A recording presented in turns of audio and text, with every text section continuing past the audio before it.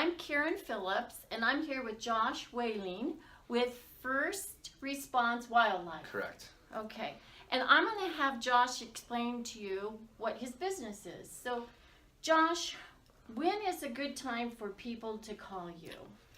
So basically in southern Arizona, with growth of the communities getting a lot bigger, we're running into a lot more conflicts with wildlife. Yes. So when wildlife becomes a conflict, usually when we deem it a nuisance animal, because we're not really in the business of just relocating wildlife for just any given reason. So usually when we're getting calls, it's, skunks are digging up people's landscape, the bobcats will have their kittens in people's backyards. Some situations they need to be removed, and in others we try to educate first. If you have no dogs, no small children running around, then we always tell people enjoy it, because you're never going to see that anywhere else on earth. And so she'll never have her kittens in the same place twice, so you only get that experience once. Well, that sounds wonderful. Yeah, so before we want to take that experience from somebody, we need to make sure there are legitimate concerns for this wildlife before we need to relocate her. Relocation is not the necessarily correct response for the wildlife, but at the same time we do have to keep people and wildlife safe. Yes. And so as professional wildlife relocators, we take every situation into consideration. We take every situation, as its own unique problem. Not every problem is the same. So. Okay. And I know that you say that you're available 24/7. Yes. And so when someone calls you, I guess you ask a series of questions just to make sure what the situation is. Exactly. Yes, we do that. And that's the most important part, is when I get that first initial calls to ask those sets of questions to make sure we have a legitimate issue. Okay. Okay. So what's one of your most memorable, what do you call it? Experiences? There you go. That's There's a lot of experiences we have. They're not everyday experiences for the average person. My whole job can be very exciting all the time, or it can be very boring. The most exciting stuff is when we're getting into, let's say a bobcat broke into your chicken pen and couldn't find its way out. Okay. Well, that's where we come in. Okay. And we have these long snare poles with ropes on the end of them, and we go in and we very carefully catch the animal, place it into a carrier, and then we relocate it at that point. From that point on, we instruct people, you've got to fortify your chicken coops. You've got to fortify your pigeon pens. And if you're going to have those, which you can, and it's great, just know that you are attracting wildlife now. Yes. The skunks are going to come in, and the raccoons are going to want to come in for the eggs if you have chickens. And then primarily being bird feeders and chicken, egg eaters, they're going to go after your chickens. Okay. The bobcats, unfortunately, will come in and slaughter every single chicken and only take one or two. Oh. So it's really, it's really overboard when they do it. But it's just like throwing a man who loves steak in a room full of steaks. I mean, what do you got to have it all, you know what I mean? And that's kind of where their mindset, I think, goes. Okay. Another good time to call us is if you have rattlesnakes. Rattlesnakes are primarily the only venomous animal or reptile I really want to relocate, only because of the dangers that they prove time and time again, how detrimental they can become if you are bitten. Yes.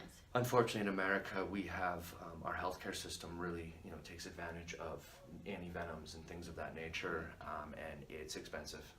Yes. And I've actually seen young couples who are trying to make their way in life lose everything and have to file bankruptcy because of hospital bills. You're talking hundreds of thousands of dollars. Most of us don't have that. No. So it's very important, that we come out and we educate about the rattlesnakes, what time of year they're active, what to do if bitten, what to do if your pets are bitten, things of that nature.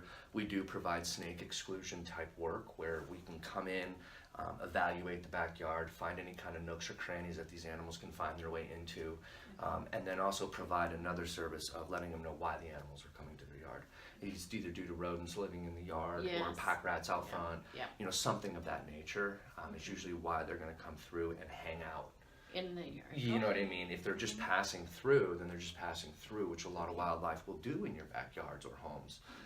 Again, that's why we ask a lot of questions before coming to just remove some.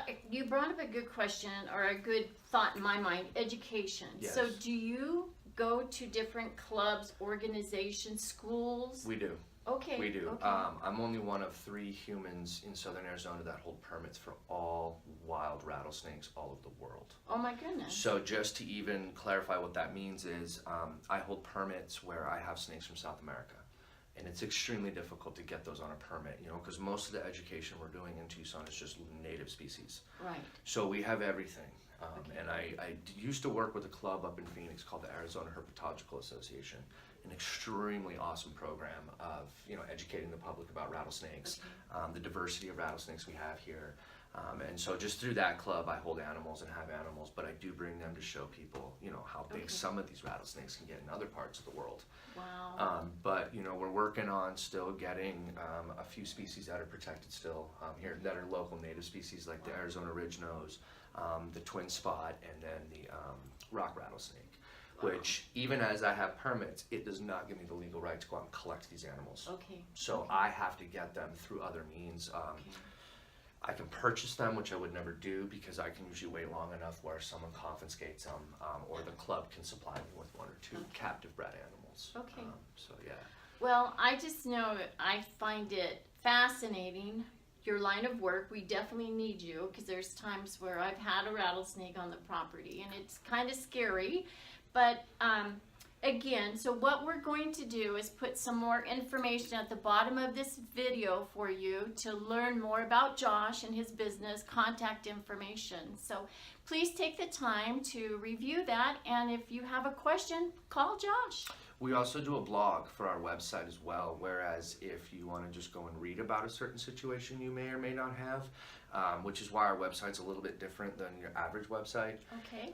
And it's so that way if you see something, you could just go watch the website and say, oh, well, yeah, that could be a problem, or, oh, you just read it, you know, I just read about it, and oh, it's not a problem yet. Okay. So there is some other information on the website as well, if you want to Wonderful. dabble even further into more information, or just call me and we can have a nice conversation on the phone.